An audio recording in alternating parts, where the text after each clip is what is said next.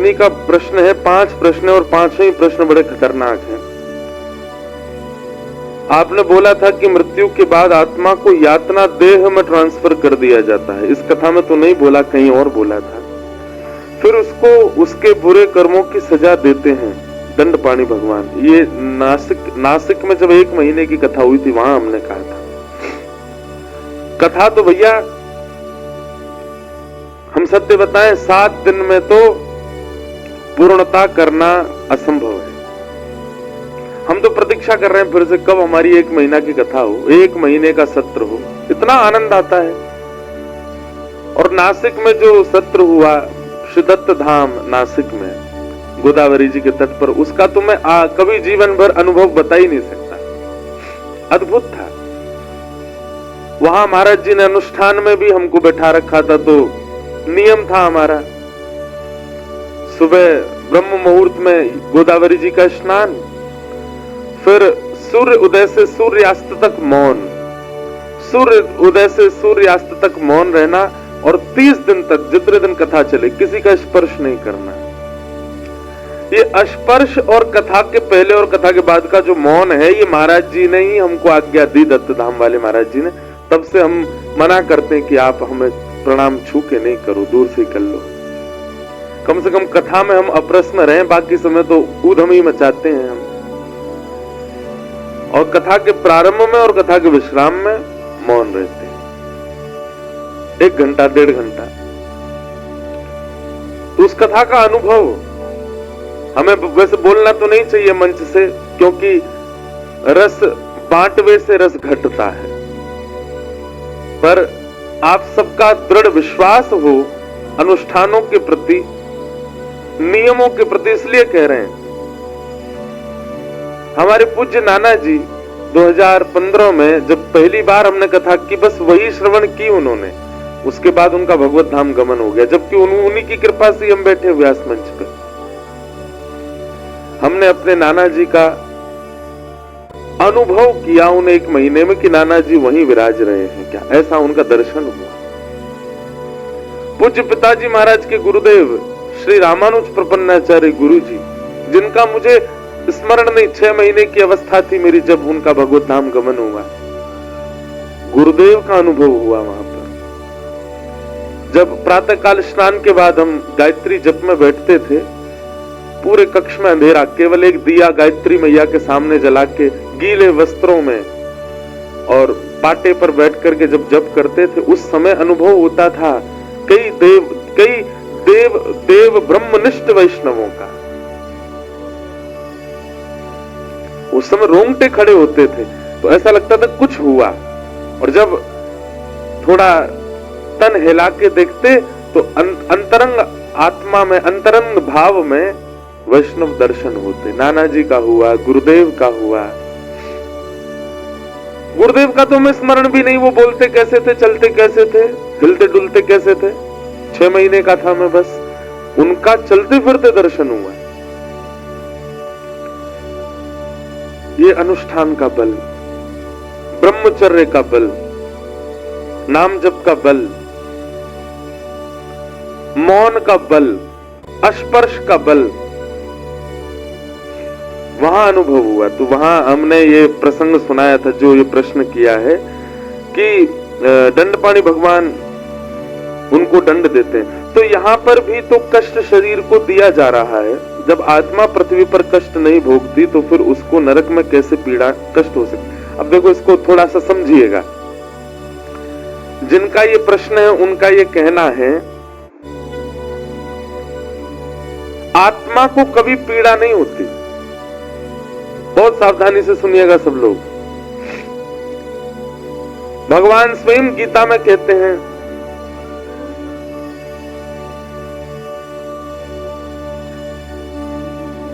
आत्मा को कोई जला नहीं सकता, कोई भिगा नहीं सकता, कोई कष्ट नहीं दे सकता, कोई पीड़ा नहीं दे सकता। नैनम चित्रंति शस्त्राणि नैनम दहति पावक।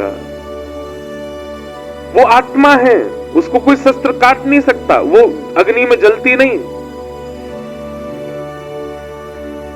लेकिन इस संसार में जो पीड़ा हमको अनुभव होती है वो देह को होती है, आत्मा को नहीं होती। और फिर उसके बाद जब हमारे कर्म बुरे होते हैं, तो कर्म बुरे होने के बाद जब हम शमशान को चले जाते हैं, मृत्यु हमारी हो जाती है, उसके बाद नरक और स्वर्ग की यातना कौन भुगता? क्योंकि यातना को आत्मा को तो कुछ भी अनुभव नहीं होता। तब कहते हैं अगर हमें नरक जाना होता है तो यातना देह प्राप्त होता है, और स्वर्ग जाना होता है तो भोग देह मिलता है। यातना देह का स्वरूप ऐसा है कि वो यातना से कष्ट तो पूरा होता है, पर उस यातना देह का नाश नहीं होता, वो मरती नहीं है, उसको कितना भी कष्ट दे दो। और भोग देह में खूब भोग भोग लिए जाते हैं, परंतु वह भोग देह कभी भी मोटा नहीं होता, पतला नहीं होता, जर्जर नहीं होता। आत्मा को पीड़ा नहीं होती, आत्मा को सुख नहीं मिलता, पर आत्मा को यह अनुभव कराया जाता है कि तुम्हारे द्वारा किए गए कर्मों से देखो ये देह कितनी यातनाएं भोग रहा है। जैसे गाड़ी में एयरबैग होते हैं, बहुत ध्यान से सुनना, गाड़ी में एयरबैग होते हैं, जितनी हाईटेक गाड़ी उतने ज्यादा उसमें एयरबैग होते हैं। व्यक्ति सीट बेल्ट लगा करके बैठ जाता है, और कभी यद्यपि भगवान ना करे उसका एक्सीडेंट हो तो एयरबैग खुल जाते हैं, गाड़ी बाहर से नष्ट होती है पर वो व्यक्ति बच जाता है। ठीक यही आत्मा के साथ है। यातनाएं सारी बाह्य देह को होती हैं, आत्मा को पीड़ा नहीं होती, पर आत्मा को यह कष्ट दिखाया जाता है कि तेरे कर्मों से देख इस देह को कितनी यातना भोगनी पड़ी, और अब तुझे दूसरा देह भी मिलेगा, तू इससे मुक्त नहीं हो पा रहा है। उसको बार बार यह, अब गाड़ी ठुक जाएगी, गाड़ी अगर पूरी नष्ट हो जाएगी तो दूसरी लेनी पड़ेगी ना, खर्चा तो भीतर बैठे व्यक्ति का ही हुआ। ठीक वैसे ही आत्मा को पीड़ा नहीं होती, पर आत्मा का खर्चा तो होता है कि क्या उसको फिर दोबारा किसी योनि में जाना पड़ेगा, फिर दोबारा से जन्म लेना पड़ेगा। वो मुक्त होने के लिए मानव देह में आई थी, पर मुक्त नहीं हो पाई। इस देह से सारे बुरे कर्म करके उसने अपना आगे का और जन्म मरण का चक्कर निश्चित कर लिया।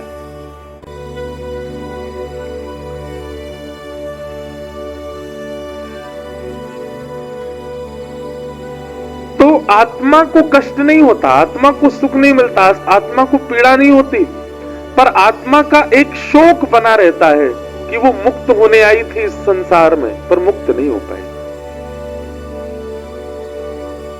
यातना पूरी देह को प्राप्त होती है। फिर रही बात, तो स्वर्ग और नरक जाना आवश्यक क्यों है? आत्मा के साथ एक सूक्ष्म मन भी तो है हमारा।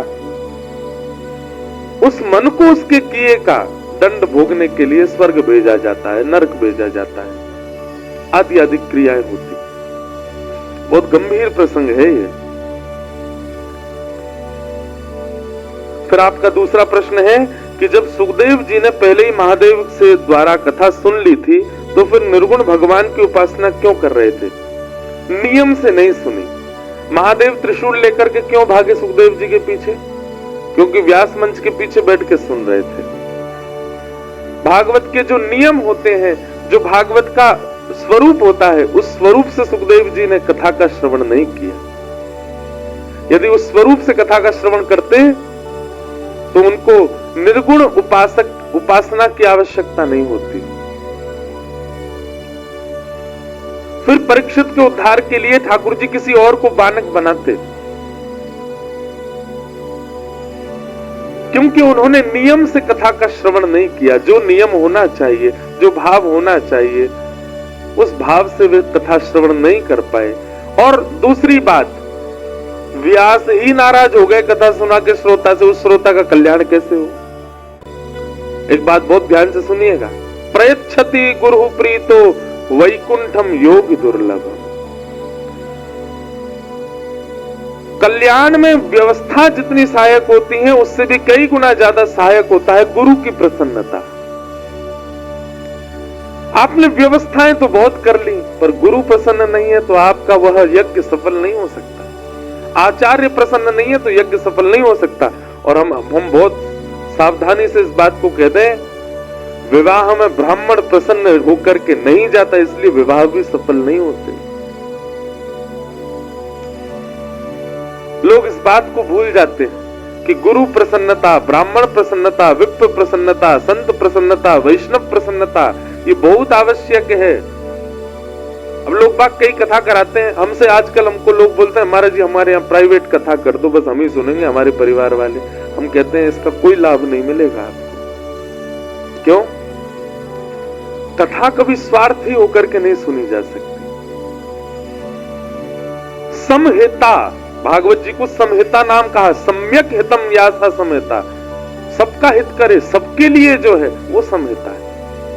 हमको सही बता रहे हैं, कई बड़े बड़े इंडस्ट्री के और कई बड़े बड़े एक्टर्स भी बुलाते हैं, लेकिन हमारे घर में महाराज जी करनी है, हमारे लोन में करनी, में नहीं करेंगे। जिस नगर में कथा होगी वहां के सब लोग जो भी इच्छुक हैं, अगर प्रचार होने पर उनको अवसर मिलेगा तो सब सुनने आएंगे और आप सबका स्वागत करोगे, तभी कथा होगी, नहीं तो आपको कोई लाभ नहीं मिलेगा। वैष्णव प्रसन्नता, अब वैष्णव बाहर खड़े अप्रसन्न, उनको रोक दिया गया, वो कथा चल रही है, आपको उसका लाभ कैसे मिलेगा? फिर एक वैष्णव भी अप्रसन्न नहीं होना चाहिए।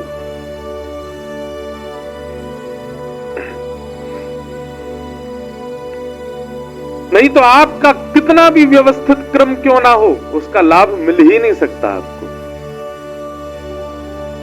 सुखदेव जी ने भले ही महादेव से कथा सुनी, पर महादेव रुष्ट हो गए उन पर। कैसे कल्याण होगा इस श्रोता का जिससे व्यास ही नाराज हो गया हो? इसलिए शुकाचार्य जी को 12 वर्ष तक वेद व्यास जी की पत्नी के गर्भ में रह करके चिंतन करना पड़ा। 12 वर्ष बाद वेद व्यास जी ने जब उनको कथा सुनाई, तब उनको ब्रह्म का चिंतन नष्ट हुआ और श्री कृष्ण का चिंतन प्रारंभ हुआ। तब ही उनकी कथा से परीक्षित का उद्धार हुआ। तो गुरु प्रसन्नता बहुत आवश्यक है भगवत प्राप्ति में। आचार्य प्रसन्नता बहुत आवश्यक है। एक बार एक राजा के यहां यज्ञ हुआ। राजा ने विष्णु यज्ञ कराया अपने स्थान पर। तो कुंड बनवा दिए, यज्ञ मंडप बनवा दिया, ब्राह्मणों की उत्तम व्यवस्था करवा दी। राजा ने कहा हम पहले दिन संकल्प लेने आएंगे, उसके बाद हम बहुत व्यस्त हैं, हम तो नहीं आ पाएंगे, आप हमारे नाम से रोज यज्ञ कर दिया करना। बहुत सावधानी से सुनो, और हम सत्य बता रहे हैं, अगर कोई अगल बगल वाला श्रोता सो जाए और आप उसको सोने की अनुमति दे रहे हो तो आपका पुण्य भी घटेगा कथा का। कोनी मार के हिला के उठा दिया करो उसको, तभी आपका भाव श्रेष्ठ सुदृढ़ बना रहेगा। तो एक राजा के यहां पर यज्ञ हुआ। ब्राह्मणों से कह दिया कि हम तो केवल एक ही दिन आ पाएंगे, रोज आना हमारे लिए असंभव है। ब्राह्मण बोले कोई बात नहीं, आप संकल्प करके चले जाओ। और संकल्प करके राजा वहां से प्रस्थान कर गए। अब ब्राह्मण रोज राजा के नाम से संकल्प करके हवन यज्ञ करते थे। हवन में रोज खीर बन करके यज्ञ नारायण भगवान का भोग आता था, वो भोग के ग्रास दिए जाते थे। अब ब्राह्मणों के साथ में छोटे छोटे बालक ब्राह्मण भी थे।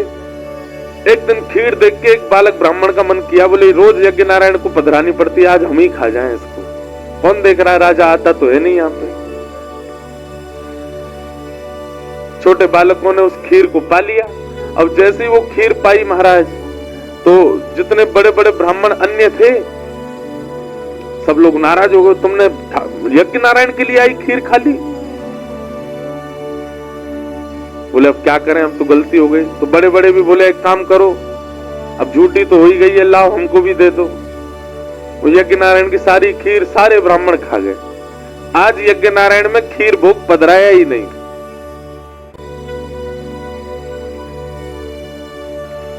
अगले दिन जैसे वे यज्ञ के लिए बैठे, ब्राह्मण थोड़े डर तो रहते, यार राजा को पता नहीं चल जाए कि हमने ऐसा किया है, नहीं तो सबके सर धड़ से अलग हो जाएंगे। परंतु दूसरे दिन ही घोषणा हुई, बोले सावधान हो जाएं सब ब्राह्मण देवता, आज यज्ञ में राजा आ रहे हैं। तो सब ब्राह्मण डर गए, बोले उसको किसी ने बता दिया लगता है कि खीर हमने पा ली।